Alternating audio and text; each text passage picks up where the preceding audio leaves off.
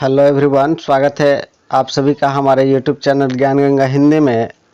और हम लोग पढ़ रहे हैं कक्षा 10वीं के इतिहास का पहला चैप्टर यूरोप में राष्ट्रवाद का उदय।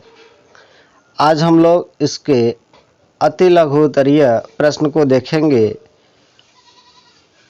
जिसमें पहला प्रश्न है नेपोलियन कानून कब लागू हुआ। तो इसका सही उत्तर है 1804 ईस्वी में, जिसे नेपोलियन संहिता भी कहा जाता है। दूसरा क्वेश्चन है फ्रेडरिक सारियू कौन था।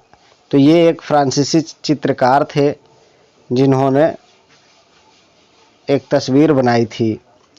नेक्स्ट है वियना कांग्रेस की स्थापना या आतिथ्य किसने किया। तो ये सही जवाब होगा मेटरनिख ने। नेक्स्ट है कि ब्रिटेन के एकीकरण के कानून पर कब हस्ताक्षर हुए। तो ये सही उत्तर हो जाएगा 1707 ईस्वी में। नेक्स्ट क्वेश्चन की ओर चलते हैं। नेक्स्ट क्वेश्चन है कि 1861 में एकीकृत इटली का राजा किसे घोषित किया गया था। तो ये सही जवाब होगा विक्टर एमेनुअल द्वितीय को।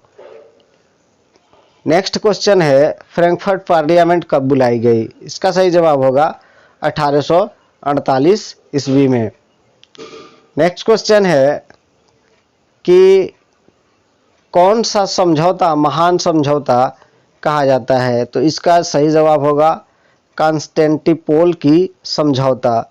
नेक्स्ट है इटली का एकीकरण कब हुआ। तो इटली का एकीकरण 3 चरण में हुआ, इसलिए 1859 से लेकर के 1871 के बीच जो है इटली का एकीकरण हुआ।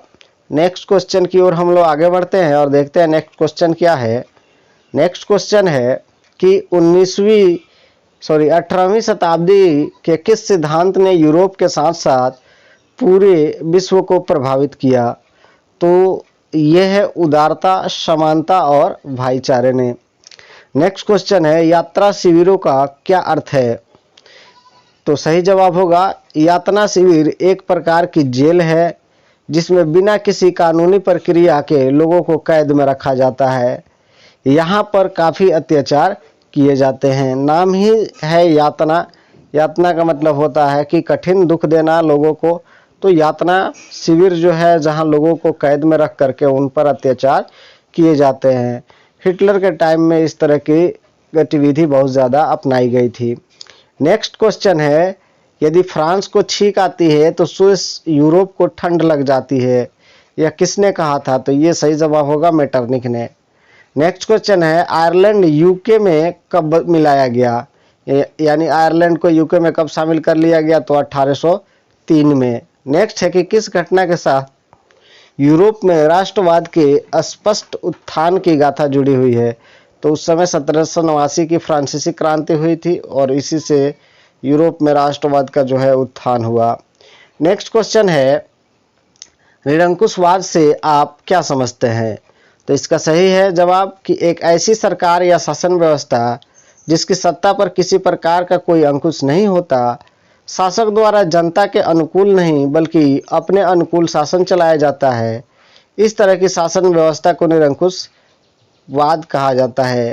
यानी ऐसी सरकार जिस पर किसी भी तरह का अंकुश न हो, यानी लगाम न हो, रुकावट न हो, बल्कि वो अपने अनुसार शासन चलाए, तो उसे निरंकुश कहते हैं। नेक्स्ट क्वेश्चन है कि 1790 के दशक में फ्रांस की सेनाओं ने किस देश पर आक्रमण नहीं किया। तो इंग्लैंड एक देश था जिस पर इन्होंने आक्रमण नहीं किया।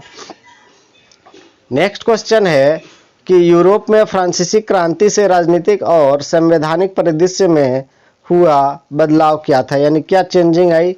तो चेंजिंग यह आई कि पूरे यूरोप में निरंकुश राजतंत्र के खिलाफ आवाज़ उठनी शुरू हुई और गणतांत्रिक सरकारों का महत्व बढ़ने लगा, यानी गणतांत्रिक सरकारों को लोगों ने अपनाना शुरू कर दिया। नेक्स्ट है 1804 के सिविल कोड को साधारणतः किस नाम से जाना जाता है। तो नेपोलियन कोड के नाम से जाना जाता है। नेक्स्ट है जनमत संग्रह क्या है, यानी जनमत संग्रह किसे कहते हैं। तो इसका सही जवाब होगा कि एक प्रत्यक्ष मतदान जिसके जरिए एक क्षेत्र के सभी लोगों से एक प्रस्ताव को स्वीकार या अस्वीकार करने के लिए पूछा जाता है, यानी क्या आप इस प्रस्ताव के पक्ष में हैं या प्रस्ताव के पक्ष में नहीं है, ये पूछा जाता है। तो इसको बोला जाता है जनमत संग्रह। नेक्स्ट है कि फ्रांसीसी क्रांतिकारियों का मुख्य उद्देश्य क्या था। तो इनका उद्देश्य था राजतंत्र को समाप्त करके प्रभुसत्ता यानी शासन का जिम्मेवारी है वो नागरिकों को सौंपना। नेक्स्ट है राष्ट्र राज्य किसे कहते हैं?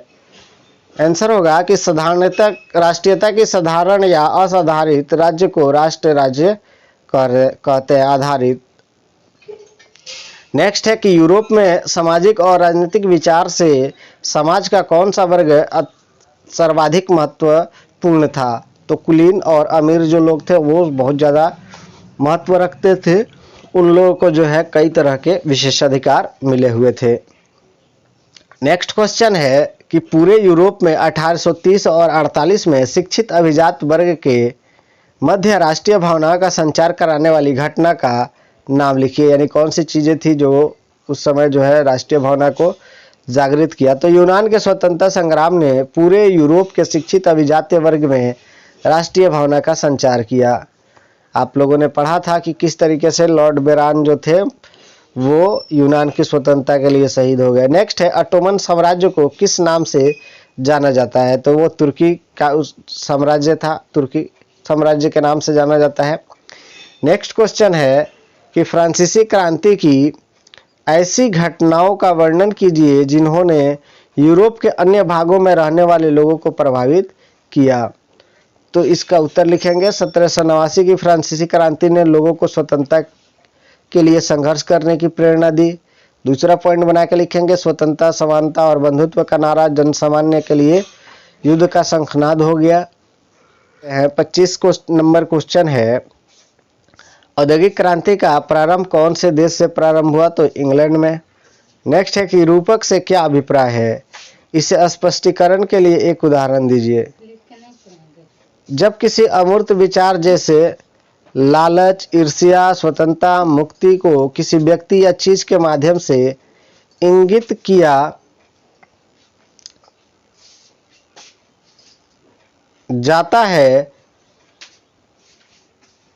है तो उसे रूपक कहते हैं। एक रूपात्मक कहानी के दो अर्थ होते हैं, एक शाब्दिक और दूसरा प्रतीकात्मक। नेक्स्ट क्वेश्चन है कि इटली के एकीकरण के मुख्य कर्णधार कौन थे? तो मेजनी, गैरिबाल्डी और सार्डिनिया का शासक विक्टर एमेनुअल द्वितीय, इन लोगों ने ही इटली के एकीकरण में महत्वपूर्ण भूमिका निभाई। यहाँ एक आदमी का और नाम जो है छूट गया है, वो थे विक्टर एमेनुअल के प्रधानमंत्री काबूर। नेक्स्ट है 1868 के स्कॉल्स रिवोल्ट यानी विद्वानों का विद्रोह का मुख्य उद्देश्य क्या था? तो इसका उद्देश्य था कि ईसाई धर्म के प्रभाव को कम करना और साथ ही साथ फ्रांसीसी प्रभाव को भी कम करना, यानी फ्रांसीसी और ईसाइयों के प्रभाव को कम करने के लिए विद्वानों ने विद्रोह किया। नेक्स्ट क्वेश्चन है कि मताधिकार की सही परिभाषा क्या है? यानी वोट देने का अधिकार। नेक्स्ट क्वेश्चन है निर्जातीय से क्या तात्पर्य है? तो निर्जातीय से तात्पर्य एक साझा नस्ली, जनजातीय या सांस्कृतिक उद्गम अथवा पृष्ठभूमि से है जिसे कोई समुदाय अपनी पहचान मानता है। नेक्स्ट क्वेश्चन है कि 1832 की उस संधि का नाम लिखिए जिसने यूनान को एक स्वतंत्र राष्ट्र की मान्यता दी। तो ये सही जवाब होगा कि कुस्तुनतुनिया की संधि। नेक्स्ट क्वेश्चन है कि जर्मनी के एकीकरण के मुख्य निर्माता कौन थे? तो प्रशिया के शासक थे विलियम प्रथम और वहाँ का चांसलर बिस्मार्क था, जिसने इटली के एकीकरण, जर्मनी का एकीकरण में महत्वपूर्ण भूमिका निभाई। नेक्स्ट है 1815 के बाद के वर्षों में यूरोप के क्रांतिकारियों का मुख्य उद्देश्य क्या था? तो उत्तर लिखेंगे 1815 के बाद के वर्षों में यूरोप के क्रांतिकारियों का मुख्य उद्देश्य था स्वतंत्रता और मुक्ति। इटली का मेजनी ऐसा ही क्रांतिकारी था जिसने इटली को एकीकृत गणराज्य बनाने के लिए क्रांतिकारी संघर्ष किया। नेक्स्ट क्वेश्चन है नेपोलियन कहाँ का शासक था? तो सही जवाब फ्रांस का। उसके बाद है कि बाल्कन क्षेत्र के निवासियों को क्या कहा जाता था? तो स्लाव कहा जाता था बाल्कन क्षेत्र के निवासियों को। नेक्स्ट क्वेश्चन की ओर हम लोग चलते हैं। नेक्स्ट क्वेश्चन है 36 कि जनवरी 1871 में वर्साय में हुए एक समारोह में किसको जर्मनी का सम्राट घोषित किया गया?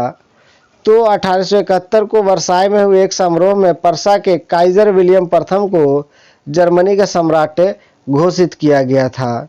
नेक्स्ट क्वेश्चन की ओर चलते हैं। नेक्स्ट क्वेश्चन है एले क्या था?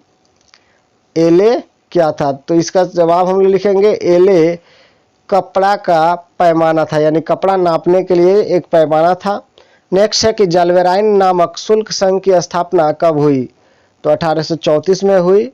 नेक्स्ट क्वेश्चन है कि लाल टोपी अथवा टूटी जंजीर किस बात का प्रतीक है? तो स्वतंत्रता का प्रतीक है। और लास्ट क्वेश्चन है यूनियन जैक क्या है? तो ब्रिटेन के झंडे को यूनियन जैक कहा जाता है। आज के लिए बस इतना ही। मिलते हैं फिर नेक्स्ट वीडियो में लॉन्ग क्वेश्चन आंसर को लेकर के।